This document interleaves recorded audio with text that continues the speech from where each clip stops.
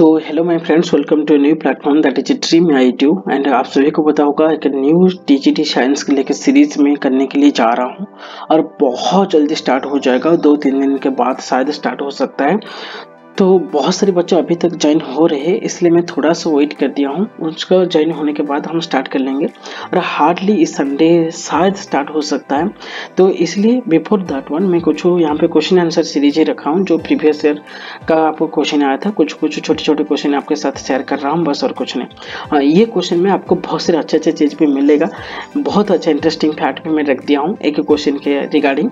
तो यहाँ पे देखिए, if the normal to the curve a y square equal to x q in article 0 at a point on it makes equal intercept with the coordinate axis, then x coordinate of the point to the curve is क्या होगा। यहाँ पे x coordinate हमको निकालना है।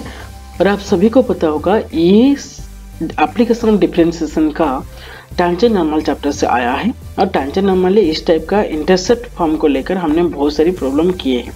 जब मैं actual series बताऊंगा, ये चैप्टर को इतना इजीली आपके पास ले आऊंगा, बिलीव नहीं कर सकते हो। बस 4 या 5 आपको थ्योरी याद रखना है, उसी हिसाब से हम सब कर सकते हैं। ये कभी कभी लॉन्ग क्वेश्चन जैसा हमारा आ रहा था, मतलब +2 में 3 और 4 मार्क्स जैसा आ रहा है ये क्वेश्चन, लेकिन फिर भी हम बहुत सारे क्वेश्चन को इसको डिस्कशन करेंगे। बहुत सारे कंसेप्ट यहाँ पे आपको मिलेगा सीखने को।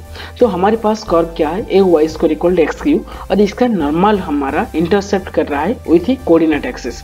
ये कर्व का नॉर्मल मतलब आपका ऐसे होगा, जैसे ये सपोज मैंने मान लेता हूँ कोऑर्डिनेट एक्सिस, और सपोज ये मेरा कोई भी एक कर्व है, और इस कर्व का एक नॉर्मल हम ड्रा कर रहे हैं जो कोऑर्डिनेट एक्सिस को इंटरसेप्ट किया गया है। सपोज मान लीजिए ये है, तो यहाँ पे शायद यहाँ पे ये टच किया और यहाँ पे एक्स एक्सिस को ये टच किया है, ये कर्व को। शायद ये अंडरस्टैंडिंग हो गया। तो मतलब किस टाइप का नॉर्मल होगा। और अभी क्या करेंगे, हमारा थ्योरी को जाएंगे। सपोज मान लीजिए यहाँ पे जो नॉर्मल पॉइंट जो है ना कर्व के ऊपर, यहाँ पे क्योंकि क्वेश्चन में दे रखा था, ये सपोज नॉर्मल पॉइंट मैंने ले गया अल्फा बीटा, तो सिंपली हम सेटिस्फाई कर लेंगे क्योंकि ये कर्व के इक्वेशन के ऊपर है। अगर कोई भी पॉइंट अगर कोई भी कर्व में है तो वो कर्व का इक्वेशन को सेटिस्फाई कर सकता है।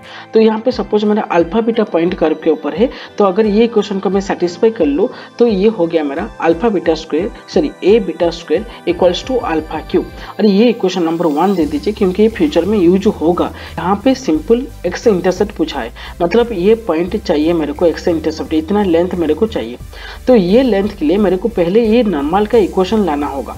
तो ये नॉर्मल का इक्वेशन में कैसे लाऊं, नॉर्मल एक स्ट्रेट लाइन होता है, तो स्ट्रेट लाइन के इक्वेशन के लिए मेरे को स्लोप चाहिए और एक पॉइंट चाहिए। और यहाँ पे पॉइंट तो मैंने अल्फा बीटा ले लिया है ऑलरेडी, एक स्लोप चाहिए। और एक इक्वेशन का स्लोप कैसे निकालते, बस सर डिफरेंशिएट कर लेते। तो स्लोप के लिए हम डिफरेंशिएट कर दिए इक्वेशन को, और ये हो गया 2ay dy/dx equal to 3x²। लेकिन ये स्लोप नॉर्मल का नहीं है, ये स्लोप है तुम्हारा टैंजेंट का। dy/dx इक्वल टू 3x²/2a ये टैंजेंट का स्लोप होता है। अगर हम नॉर्मल का स्लोप निकालेंगे और अल्फा बीटा पॉइंट में स्लोप क्या होगा, ये तो जनरल है, कोई भी कहीं भी ले सकते हो ये स्लोप को। आप यहाँ पे भी मान सकते हो ये स्लोप, यहाँ पे भी हो सकता है, यहाँ पे भी हो सकता है, यहाँ पे भी हो सकता है, कहीं भी हो सकता है। लेकिन अल्फा बीटा पॉइंट में स्लोप जो होगा वहां पे आपको अल्फा बीटा सेटिस्फाई करना होगा, दैट इज 3α² बीटा। लेकिन अगर नॉर्मल का स्लोप निकाल रहे हो तो आपका थोड़ा सा उल्टा हो जाएगा, रेसिप्रोकल हो जाएगा, लेकिन आगे का नेगेटिव आ जाएगा, दैट इज -1/m। ये आपको शायद पता होगा। तो इसलिए नॉर्मल का स्लोप आ गया -2a बीटा/3α²। इसको जस्ट मैंने उल्टा कर लिया और नेगेटिव दे दिया। उसके बाद मेरा इक्वेशन लिखना है। नॉर्मल का इक्वेशन, नॉर्मल एक स्ट्रेट लाइन होता है, normal and tangent both are straight line. तो स्ट्रेट लाइन का सिंपल सा इक्वेशन है, क्योंकि मेरे को अल्फा बीटा पॉइंट गिवन था और ये स्लोप आ गया, तो y minus beta equal to slope into x minus alpha ये था। लेकिन हमारे पास बहुत सारी टाइप का इक्वेशन है स्ट्रेट लाइन का। मैं थोड़ा सा आपको हिंट्स दे देता हूँ। जैसे यहाँ पे 1 point form y minus m into x minus x1, ये आपको पता होगा। 2 पॉइंट फॉर्म ये है। Slope intercept form y equal to mx plus e। हाँ, यहाँ पे c का मतलब क्या होता है आप कमेंट सेक्शन में मेरे को लिख सकते हो। m का मतलब तो स्लोप है, लेकिन what is c represents here, आप कमेंट सेक्शन में लिखिए, नहीं तो मैं लास्ट में आपको बता दूंगा c क्या है रिप्रेजेंट कर रहे हैं। और general form x plus b plus c equal to 0, normal form x cos alpha plus y sin alpha equal to p। और यहाँ पे थोड़ा सा लिख लीजिए p का मतलब क्या है, p यहाँ पे क्या चीज को रिप्रेजेंट कर रहा है, थोड़ा सा कमेंट सेक्शन में लिखिए। और intercept form x/a plus y/b equals to 1, ये हमको यूज होगा यहाँ पे, क्योंकि x/a जो a होता है ये x इंटरसेप्ट होता है और y/y इंटरसेप्ट होगा और इक्वल्स टू 1। ये हमको पता है ऑलरेडी, इतनी सारी चीज़ मैं थोड़ा सा आपका एडिशनल नॉलेज के लिए यहाँ पे रखा हूँ और कुछ नहीं। तो हमारा जो इक्वेशन था y minus beta equal to m into x minus alpha, यहाँ पे m ये था, मैंने इसको सिंपली क्रॉस मल्टीप्लाई करके ये मेरा आ गया और थोड़ा सा मैंने एक साइड करके ये ले आया 3 alpha square y plus 2a beta y equal to this one. ये दोनों में मैंने अल्फा बीटा कॉमन निकाल के इसको कर दिया alpha beta whole multiply 2a plus 3 alpha. अभी क्या करेंगे, मेरा टारगेट है, मेरे को इंटरसेप्ट चाहिए क्योंकि इक्वल इंटरसेप्ट बताया था। तो इंटरसेप्ट के लिए मैं टारगेट करूंगा मेरा इंटरसेप्ट फॉर्म आ जाए बस, और कुछ नहीं। और इंटरसेप्ट फॉर्म के लिए मैंने क्या किया, ये सभी को मैंने अल्फा बीटा डिवाइड कर दिया। तो ये सभी अगर मैंने डिवाइड कर दिया यहाँ पे, क्योंकि मेरे को यहाँ पे 1 चाहिए था, इसलिए मैंने कंप्लीट पार्ट को यहाँ पे डिवाइड कर दिया। और यहाँ पे देखिए अल्फा और एक अल्फा कैंसिल हो जा रहा है, और यहाँ पे बीटा एक बीटा कैंसिल हो रहा है, और बाकी यहाँ पे इतना चीज रह गया 3 alpha y beta into this one 2a x alpha into this one equals to 1।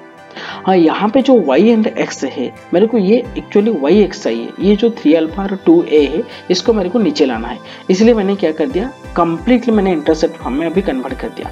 अभी ये जो नीचे जो दिखाई दे रहा है ये x इंटरसेप्ट है, और ये जो नीचे दिखाई दे रहा है ये y इंटरसेप्ट है। अभी मेरे को क्वेश्चन में पूछा था ये दोनों इंटरसेप्ट इक्वल है, तो मैं सिंपली ये दोनों को इक्वल कर लूंगा। तो ये दोनों को इक्वल करने के बाद ये मेरा पार्ट कैंसिल हो गया और बहुत आसान चीज मेरा आ गया। क्या आ गया, सिर्फ क्रॉस मल्टीप्लाई करके बाद 2a beta equal to 3 alpha square. लेकिन इनिशियल कंडीशन मैंने आप लोगों को बताया था, मैंने कि यूज करूंगा वहाँ पे, जैसे आपका यहाँ पे जो था आपका क्वेश्चन कर्व का एक क्वेश्चन था a y square equal to x q. यहाँ पे मैंने जब अल्फा बीटा पुट किया था, यहाँ पे मेरे को कंडीशन आ गया था a beta square equal to alpha q. तो ये मैंने यहाँ पे यूज कर लूंगा। तो यहाँ पे यूज करने के बाद ये जो a beta square equal to alpha q मैंने यूज कर दिया, तो अल्फा क्यू इक्वल टू आ गया a बीटा स्क्वायर के बदले मैंने डाल दिया 3 अल्फा स्क्वायर बाई 2a का होल स्क्वायर, क्योंकि बीटा का वैल्यू यहाँ पे मैंने निकाल के डाल दिया। तो 9 alpha fourth by 4a square, और अल्फा क्यू को यहाँ पे अल्फा फोर्थ कैंसिल हो गया, एक अल्फा रह गया। मेरे को अल्फा का वैल्यू चाहिए था क्योंकि वो पूछा था एक्स इंटरसेप्ट, तो अल्फा का वैल्यू सिंपली आ गया 4a by 9। So this is the answer, and then the option which contains 4a by 9 is the correct answer for this question. अब बताएंगे सर इतनी सारी प्रॉब्लम करना पड़ रहा है, इतने दूर पढ़ना पड़ रहा है। नहीं, ये मैं बता रहा हूँ आपको, इसलिए थोड़ा सा एक्सप्लेन कर रहा हूँ, लेकिन ये 1 मिनट का ही होगा आपका, और ज़्यादा नहीं होगा। हार्डली 1-2 मिनट में आप ये कवर कर सकते हो अगर आप खुद करेंगे तो। ओके, मेरे को बहुत सारी चीज़ बताना होता है, इसलिए मैंने थोड़ा सा एक्सप्लेन कर दिया और कुछ नहीं। ओके, तो तब तक thank you, bye and God bless you. Thanks for watching this video.